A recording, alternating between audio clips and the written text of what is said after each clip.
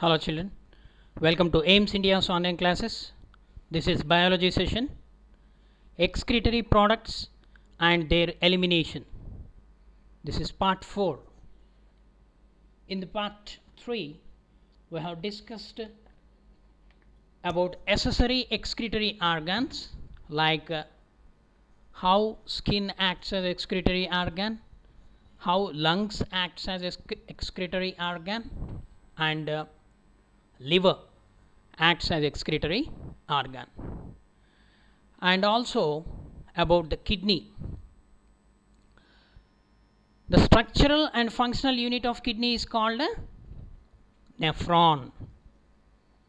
So this nephron plays a very important role in the process of excretion.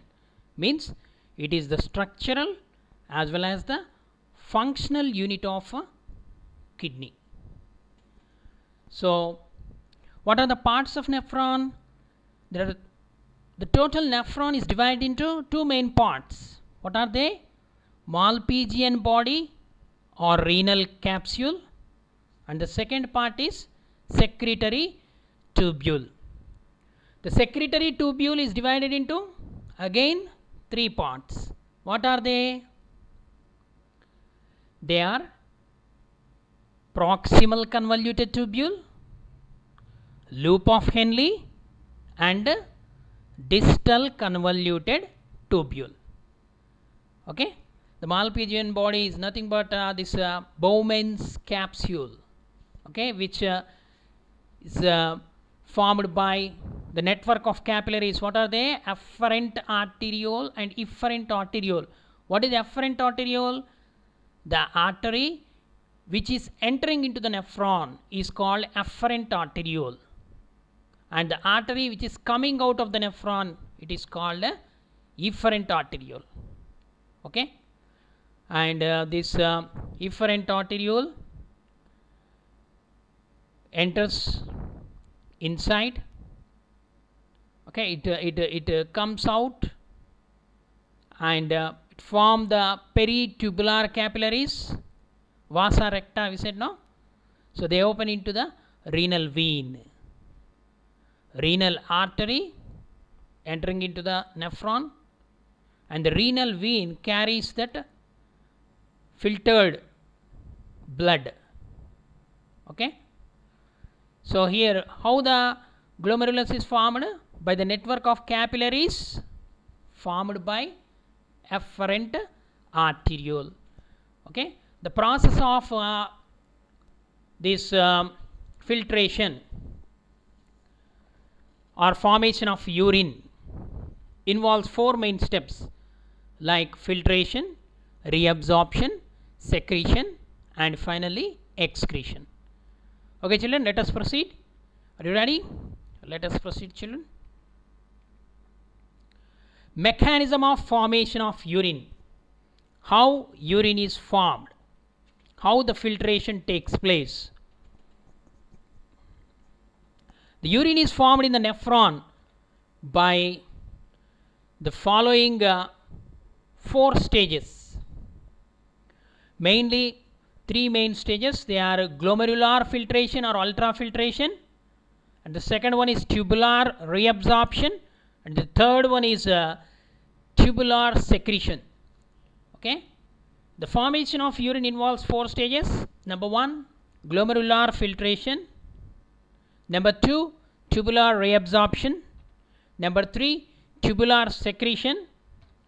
The last one is concentration of urine. Additionally, I am adding here concentration of urine.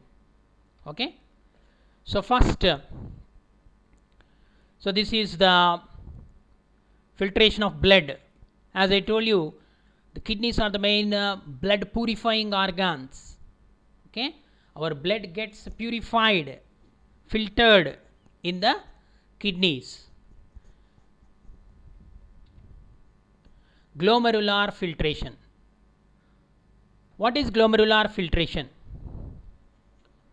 The blood flows into the glomerulus under the influence of pressure due to the narrowness of efferent arteriole As a result, it undergoes pressure filtration, it is called, or ultrafiltration. The waste molecules, nutrient molecules, and water are filtered out and enter the Bowman's capsule. So this is the Bowman's capsule. So actually what happens here? The glomerulus is a tuft of capillaries formed by efferent arteriole. Tuft of capillaries found in the Bowman's capsule. So this is the Bowman's capsule. Okay, the tuft of capillaries form the glomerulus. Okay, so in it there are fine filter pores. There are millions of, so you can see here not clearly mentioned, but minute pores. When you observe under the microscope, they possess millions of the millipore filters are present, okay, that separate the red blood cells from the plasma. They separate the red blood cells from the plasma. The blood that enters into the glomerulus is under a very high pressure from the afferent renal arteriole. It is under high pressure, okay, the renal arteriole. Okay, children. So afferent renal arteriole, it is under the high pressure because forming the capillary is minute, means they become very narrow, so that the pressure will be high. So that pressure itself acts as the medium for the filtration. Okay. So tubular reabsorption. Before going to tubular reabsorption, more we will know here what happens means during the filtration, the filtrate it has got the urea, glucose, various salts, and the proteins of plasma and large quantities of water. All these are filtered. Okay, means useful substances are not filtered through the filter bed formed by the glomerulus. Okay, the lining of the Bowman's capsule has a single layer of flat epithelial cells through which blood is filtered into the lumen of the tubule. The filtrate formed in the tubule is known as glomerular or nephric filtrate. Okay, in the glomerular filtration, whatever the filtrate is formed, it is called a glomerular filtrate or nephric filtrate. What does it contains? It contains urea, large amounts of water, glucose, amino acids, and various minerals. Okay, then the ultrafiltration in the glomerulus is a passive process. Now what happens? First general filtration, then ultrafiltration. It is a passive process, means it does not utilize any energy.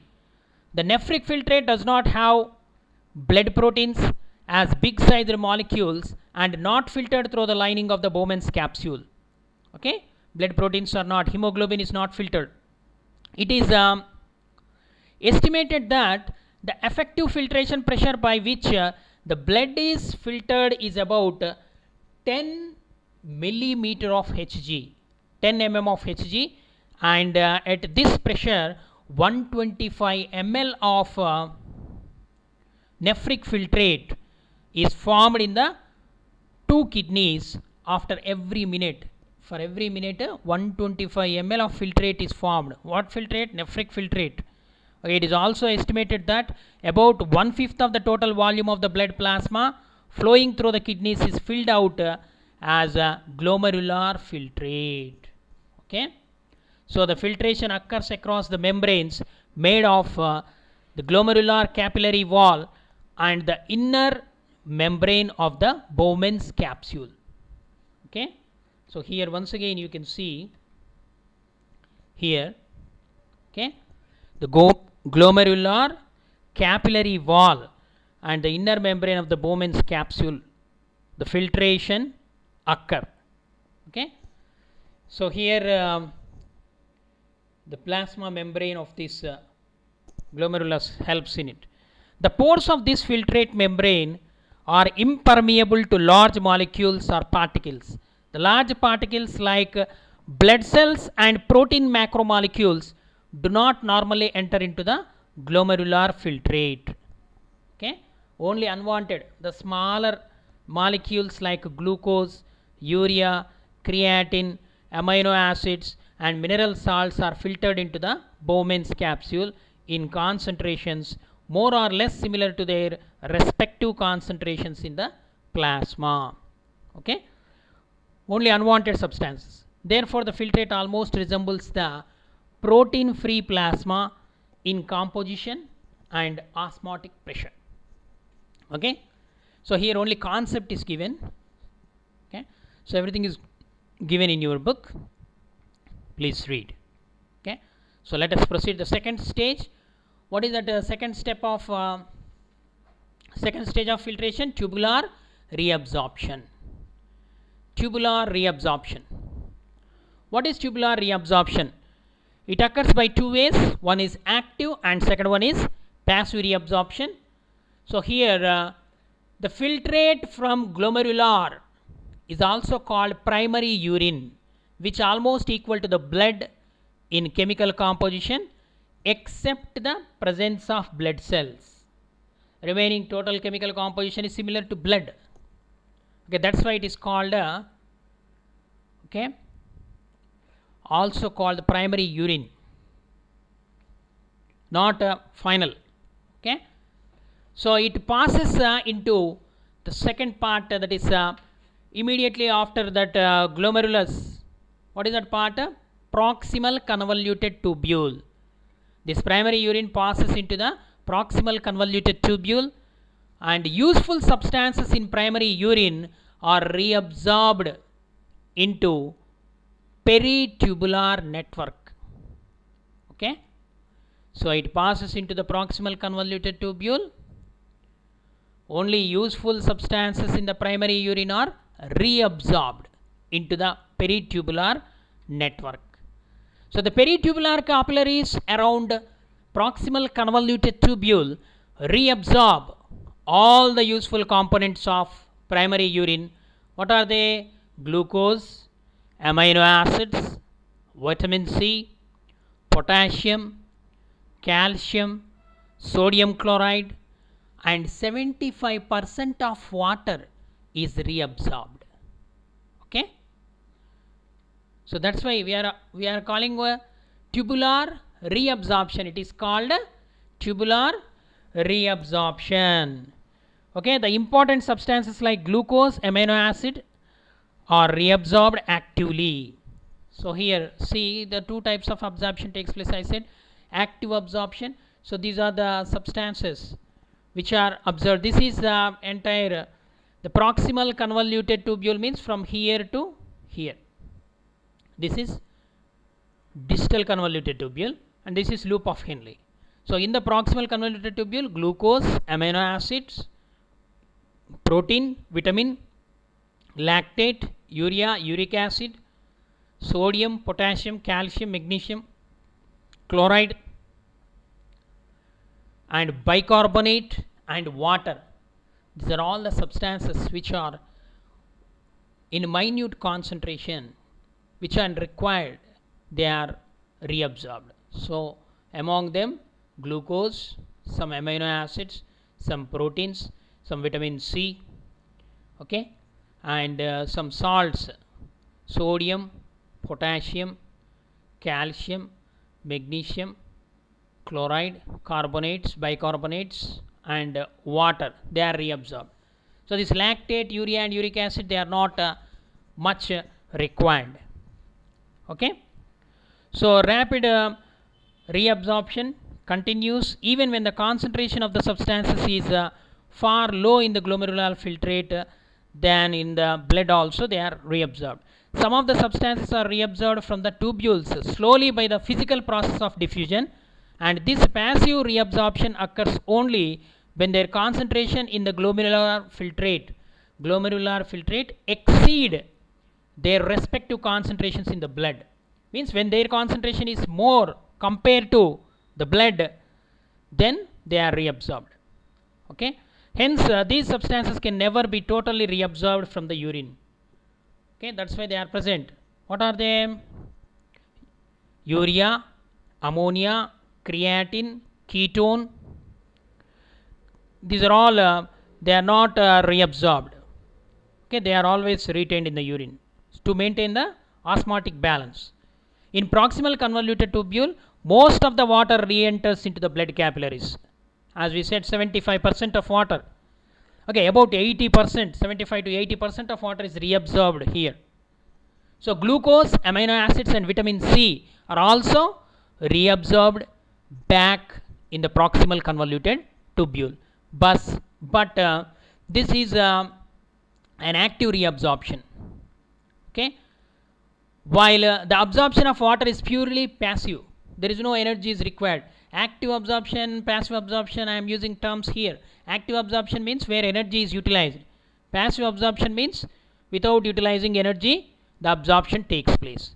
Okay, about 70% of this sodium and 75% of potassium and large amounts of calcium are also reabsorbed here by the active reabsorption. Where? In the proximal convoluted tubule. Okay, and in the distal convoluted tubule, second one is distal convoluted tubule.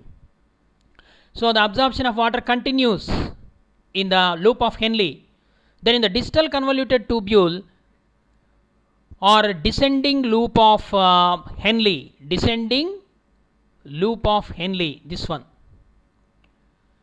5% of water comes out due to osmosis because of high osmotic pressure of the medullary extracellular fluid. Okay, the sodium enters the tubules and it increases the hypertonicity of the nephric filtrate. So it becomes more concentration. So the ascending loop of Henle medium, that ascending loop, okay, it is having two loops, no? Descending loop and ascending loop. The ascending loop of Henle, sodium and potassium is reabsorbed actively and also some amount of chloride ions also reabsorbed actively. There is no reabsorption of water. Water is coming out here. See, there is no reabsorption of water as its walls are thick and impermeable to water. Water reabsorption does not occur here. So the filtrate now becomes hypotonic as compared to the plasma. Okay, when it flows through this part of nephron. So now in the distal convoluted tubule, I am explaining detail. Okay, in the distal convoluted tubule, what happened? Distal convoluted tubule, there is active reabsorption. Energy is utilized. So active reabsorption of which ions? Sodium ions from the filtrate, and the process of diffusion also reabsorbs some chloride ions. Okay, large amounts of water are also reabsorbed and small amounts of this bicarbonate also reabsorbed and make the nephric filtrate isotonic. Isotonic means same concentration. Okay, this isotonic fluid enters the collecting tubule and here it is more concentrated due to the further reabsorption of water. Water is reabsorbed. Okay. Now the step 3, tubular secretion. So after reabsorption in the proximal convoluted tubule region, the urine travels through the loop of Henle into distal convoluted tubule. So in the distal convoluted tubule, what happens? Some other waste like extra salt ions of potassium, sodium, chloride and H plus hydrogen ions, okay, secretes from the peritubular capillaries into distal convoluted tubule. So it occurs mostly in the distal convoluted tubule, which is also surrounded by peritubular capillaries. Peritubular capillaries means that only. So those efferent arterioles will come out. Okay, they form vasa recta.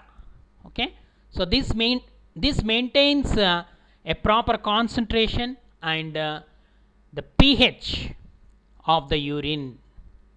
Okay, the pH determines the acidity or basicity. Okay, slightly alkaline, uric acid is present a little bit.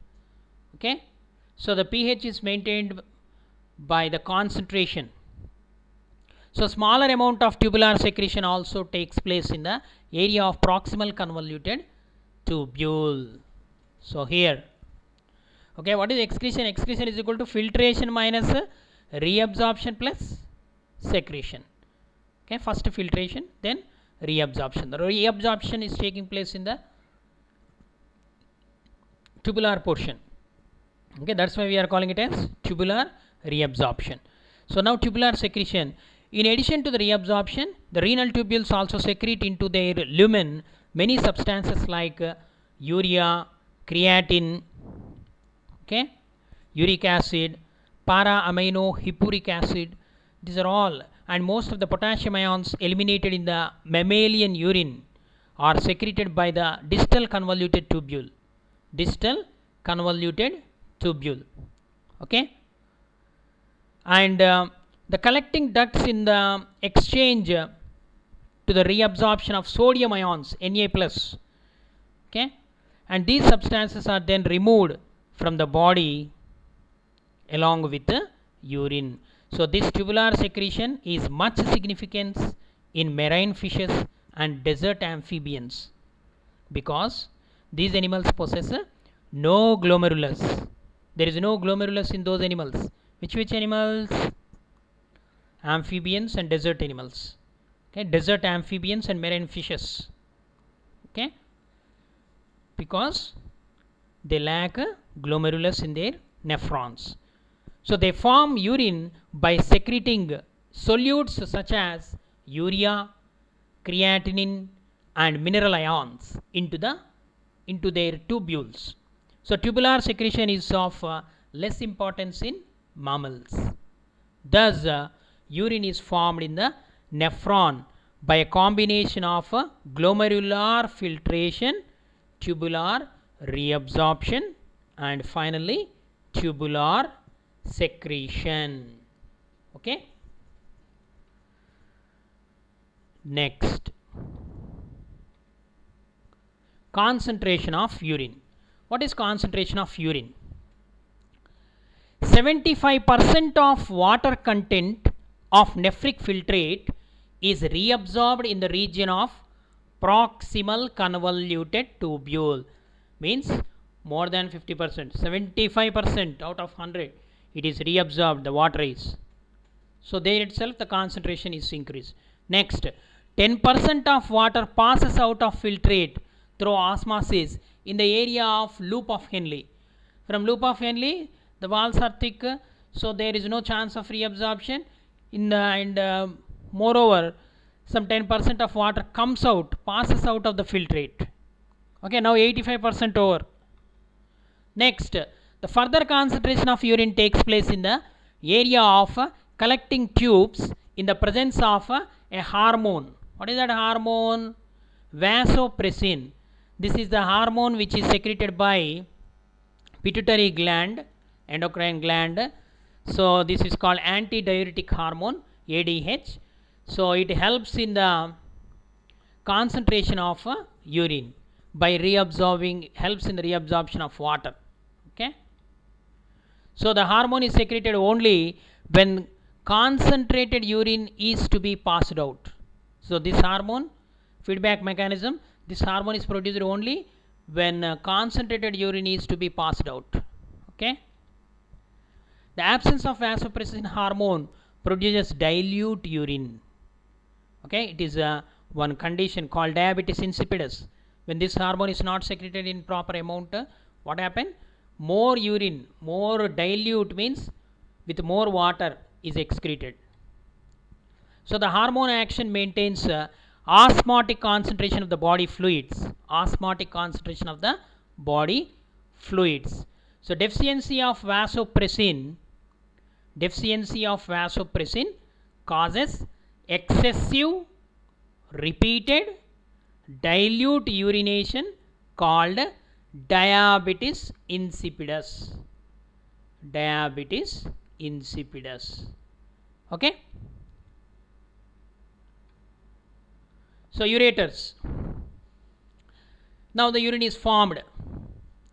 Okay. by means of three main steps. What are they?